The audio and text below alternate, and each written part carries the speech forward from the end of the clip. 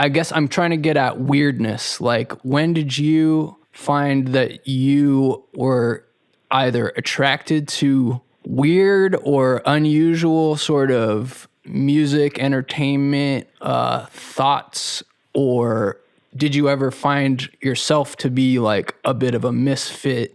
Well, I had a really nurturing environment where my father had gone to Rhode Island School of Design and graduated like in the early 60s as an illustrator, so things like, being into art or being into like weird things or cartoons or, appreciation of abstract paintings was not like this alien thing to be like snickered at. This was just something that existed in my home, Yeah. And it wasn't, I guess I didn't realize that how much of a quote strange or weird like upbringing and that sort of appreciation is until you're in like 7th grade and you're trying to explain what, an abstract drawing is to your teacher.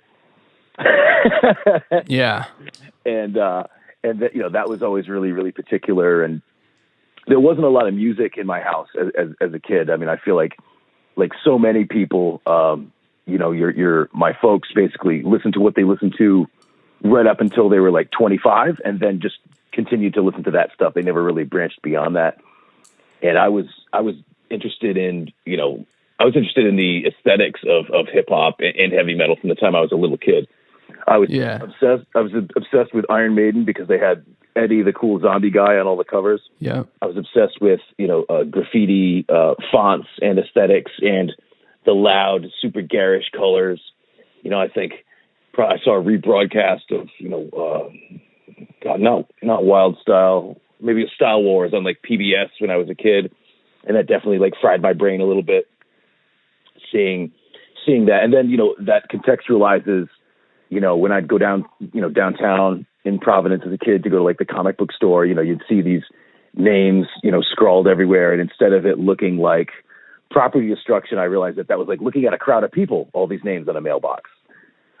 Those all represented a different person passing through. And, and I just got attracted to that sort of fringe culture. There was a third wave of punk rock in the 90s. And I definitely, participated in that. I was in bands and I started throwing shows as a teenager when I had absolutely no idea what I was doing.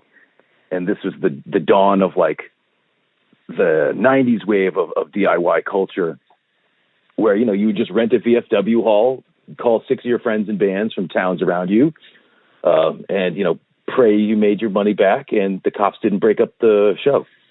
Yeah. So at an early age, you were able to find peers that also gravitated towards the alternative sorts of things that you were into, huh? Absolutely. And it wasn't always, it wasn't always easy, and it wasn't always like it was just and we didn't have the internet, right? So, if you went to a show and you saw people you didn't recognize, it was always, behooved you to suck up your teenage awkwardness and go talk to them because they might not live in Providence. They might live in Pawtucket, or they might live in Swansea or Somerset or Rehoboth or Central Falls. And you would have no way of seeing them on the day to day or getting a hold of them really. Yeah. So it became like this sort of like adventure of, there was a different set of signifiers back then. If you saw someone with like a Most Def t-shirt, you should probably go talk to them because the likelihood of you running across someone else that might be into Raucous or the band Nausea or whatever was pretty slim without having that interconnectivity of the internet. So I myself had to force myself to be a high functioning extrovert. Yeah. Just to try to build a community around these kind of things, which, of course we so take for granted now. Because we have these like wonderful tools where we can stay in touch with like all of our people from all over the country, like this conversation we're having right now. Yeah, but being social to this day, I think, is so important for, like in the real world, being able to connect with people is important as an artist to have any sort of a career. It seems like I think that's something I've failed miserably at over the years, is being so awkward socially that I didn't really connect with people very much. It's so hard for so many of us because I mean a lot of, especially being a rapper or producer, that's very much like a solitary activity. being in a band, you kind of have to be in a room with 3 or 4 people once a week to make it happen.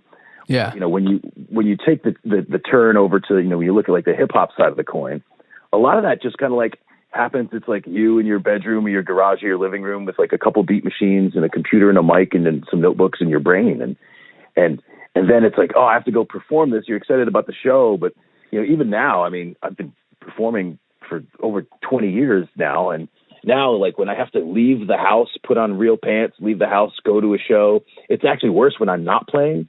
If I'm just going to see a show, I'm like, oh, I'm going to see people I know. They're going to want to talk to me. I hope I have something interesting to say. Like these weird anxieties, like you're still that awkward kid, I've been thinking about that a lot. There's so much solitude in hip hop. It makes sense, I guess. It's really a solitary art. So you don't need other people, and you kind of need to be alone too, just for the creative process in a lot of ways. Right. I mean, that's it's kind of like being like a painter or a sculptor, and like they go to like their big opening and they're just hiding in the corner with a glass of wine, like, oh, please don't talk to me. And I also think it takes a certain amount of self-confidence or even ego to be willing to get up on a stage with nothing but a microphone and a beat, and be like, all right, all of you listen to me, So there's a certain ego, I think, that runs throughout hip hop. I think it has to, and it has sort of since the beginning. I feel like it's